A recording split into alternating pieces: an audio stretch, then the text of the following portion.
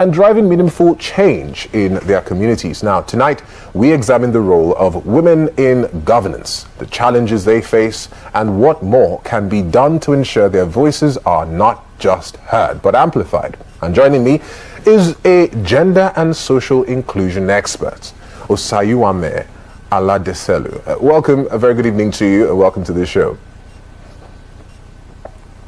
Good evening. Thank you so much for having me. How are you feeling this evening? Delighted to be here. I'm glad to have you. How are you feeling? Fantastic. All right. Thank you so much. All right, let's get right into it. I'm feeling great. You know, it's a wet day in Benin City, but we're moving on. But yes, let's get right into it. But how would you assess the current level of the women's participation in governance in Nigeria?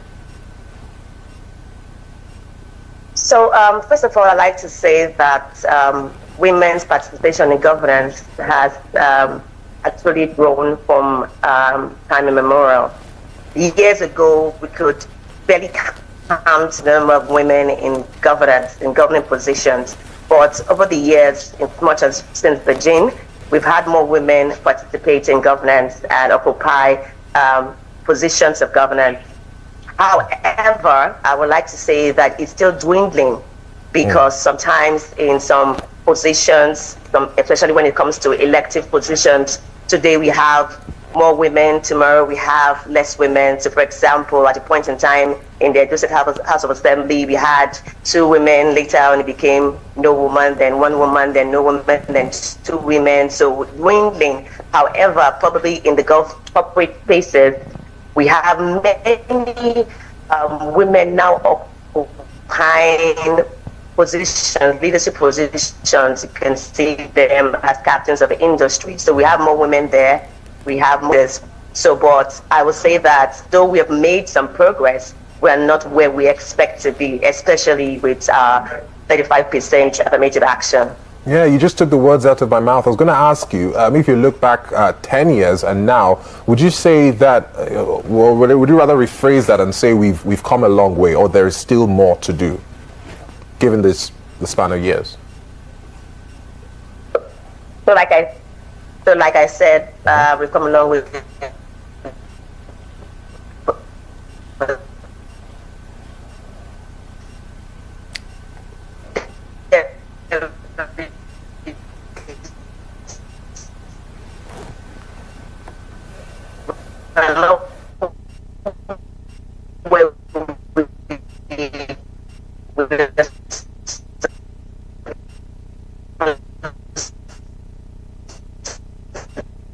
Up there.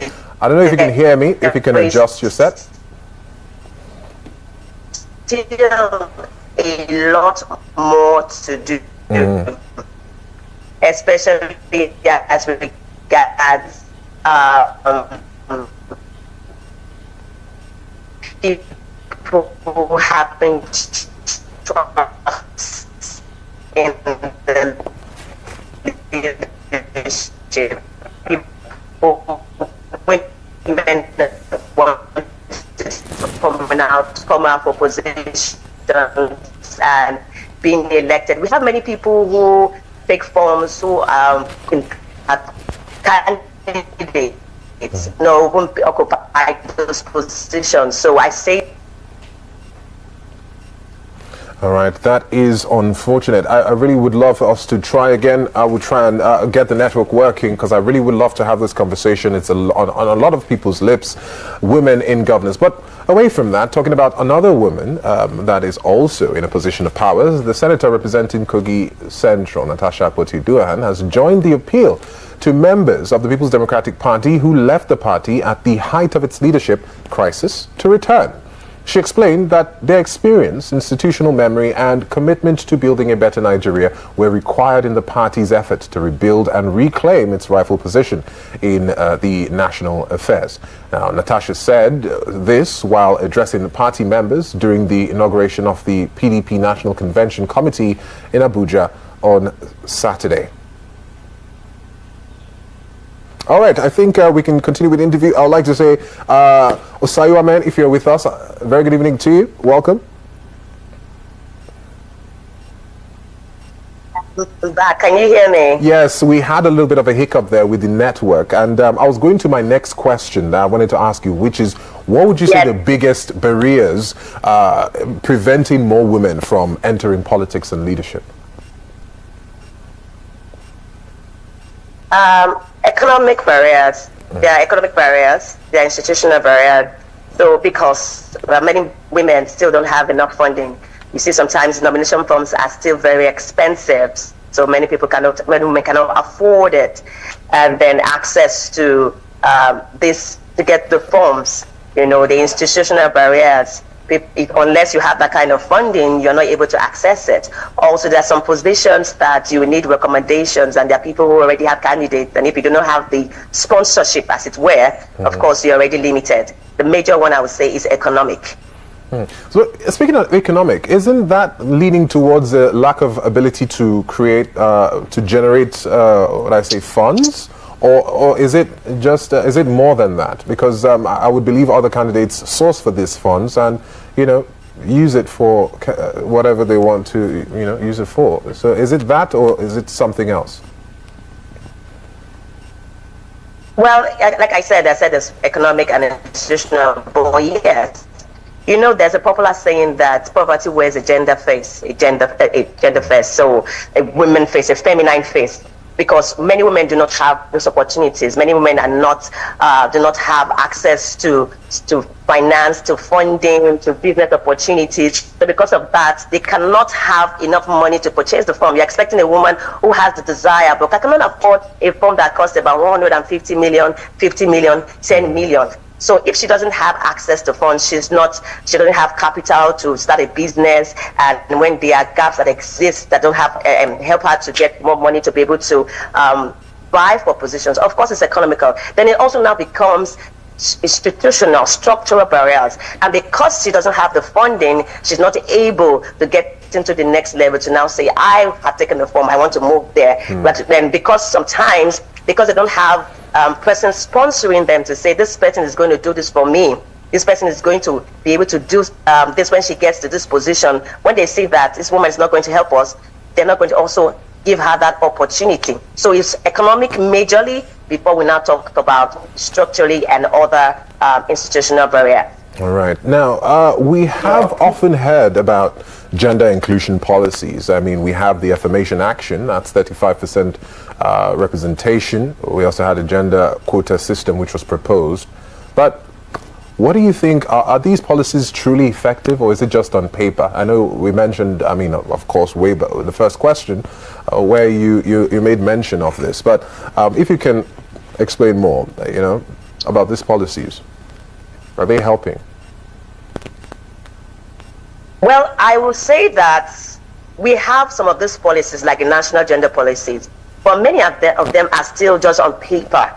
So we're looking at moving from policy to action. We have the 35% affirmative action, but like we have just realized, how many of these women actually are in elected positions that come up to 35% from 10 years, even up till now? So we have them on paper, but there's no action in them. There's the awareness issue. There's the putting your mouth where the paper is, ensuring that justice, the rights of justice are actually lived justice, lived right. So it's not just to say, I have this right on paper, but I have this right that I can actually live out. So, basically, we have some of these policies, but they're not implemented. And that is why you hear about the special seats bill that is being passed, trying to be passed now, that we have been trying to push for, to say, okay, since we're trying to get up to the 35% affirmative action, we can't get it. Let's have some special seats that are reserved for women, so that we can climb up to that number. So because we have the policies that exist, but they're not implemented, how much more is it being enforced? How is the government ensuring that for every elected positions, for every space, women must be given this opportunity? We should have equity so that they can actually get up to par, that parity, to be able to contest favorably with their male counterparts. So it's on paper. A few of them we can say that to some extent the women have been elected, some extent women have been given some positions in governance, But to the extent of having up to 35%, it is not yet in action. It's still in paper. And so that's why we keep talking about it. I know it's sounding like a cliche the more we say it, but it's the truth, because we do not want tokenism. We actually want a situation when women have the rights and they actually live out those rights. So we need to move from policy to action. All right, very well said. Now, beyond these hurdles, I mean, we've mentioned quite a few that women have to face. There are women who have skilled them and are doing quite well. Now, can you share examples of these women who are driving real change in governance today? Okay, so we have Okonjo-Iweala, that is the first female. She's the first female that's general of the WTO. She's the first African, and of course, when she was elected in 2021 and she was re-elected again in 2025, if she wasn't doing well to have not been re-elected. We have Amina Mohammed, who was the former Minister of Environment in Nigeria, but now she's the 5th Deputy Secretary General of the United Nations. That is, for me, something that is applaudable, shows that she has demonstrated her strength and has been nominated to that role as a woman, as an African at that place. We also have women as captains of industry, heads of financial institutions like Zenith Bank, like Fidelity Bank. We have a woman at the Transcorp Group head here in Nigeria. And of course, coming home to where we are in Edo State, we have the first female PMD of UBTH in the person of Professor Idia Ize-Iyamu. So some of them have demonstrated themselves and have given positions, have been given positions of governance, of leadership, and they're actually demonstrating that if women are given opportunities, they can actually lead and make real changes. So there are more examples I could give, but these people have given people who have demonstrated themselves. They've led from a position where they are to a higher position, and they're able to continue to lead in those positions. Can you still hear me? I can. I'm with you. Very well said. Just really engrossed in what you had to say. But that leads us to the next question, which is mentorship. Now, since we're talking gender, when you look at the other gender, there's a significant role they play to one another in terms of mentorship, in terms of godfatherism. Now, how important is mentorship and support system for aspiring female leaders? Because we've had big, when I say women, that have changed the game when it comes to politics. Talking about, let's go way back to Funmilayo Ransome Kuti, right? A market woman who controlled crowds of people. So women have always done this in the past. Now, how important is mentorship and support systems for aspiring females? It's very important. Mentorship is the process of helping people move from one level to another. And mentors are seen as people who help to close gaps, who help to remove barriers, who also help to demonstrate that there are pitfalls, there are pitfalls, there are holes in this path, and show you better places to work on. Mentors are people who you can stand on their shoulders, you can fly on their wings, and help you to actually leverage on networks that they've already accept. So it's important that the older women, I'm not saying they're old, but they're women who are already excelling leadership, begin to mentor younger people. I am a product of mentorship. My mother, Dr. Notahai Aladesholu, mentored me as a social development practitioner, and today, of course, I've been doing well in my field. There are many women who have looked up to somebody like Okonjo-Iweala and they're aspiring. So it's important that we have mentors and also what somebody called as sponsors. Not necessarily sponsors who actually give you money, but people who can speak for you in exclusive circles, people who can speak for you in places where decisions are made, people who can speak for you places where you cannot enter and recommend you and say, okay, this lady has demonstrated herself, so please give her this opportunity. And when they can recommend you, it's because they have also seen that you have the capacity. So it's important that capacity is built. And of course, mentors will always train you, let you understand how the path works, what are the rules of the game, what are the systems that support women, what are the activities you should actually carry out, who are the key players, who are the key stakeholders that you should get involved with, that you should network with. So mentorship is critical for the development of the younger generation, for sustainers, for continuity, for more women to engage in governance, to have leadership positions. So it's critical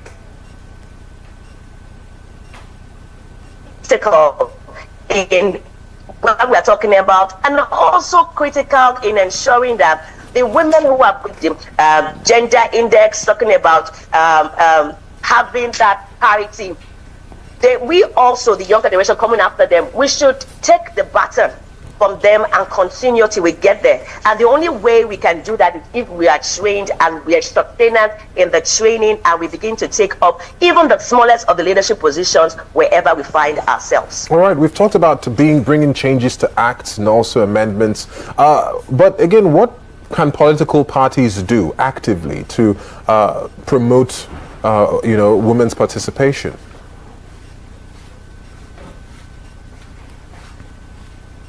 Political parties, I know that I'm not too, I don't know if there's any political party doing it now, but that would be good to know. But political parties actually were able to give free nomination forms to some women to say, okay, so that we can have women are saying that their economic barriers, they don't have the funding, but they have the passion, they have the competence, so they effect to remove those structural barriers. So that's one thing that all the political parties can do, remove the structural barriers, in terms of saying that women don't have the money to pay for the funds. So give them, we're not saying it's based on opportunism, but because of that, remove that barrier to say, this is 100 million, okay, we give you an opportunity because we understand that this is an issue.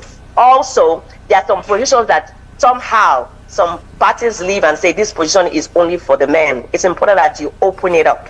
They need to open it up for women to aspire, because somehow some women actually just feel that this position, I don't think I can aspire to this position because it's a male-dominated position.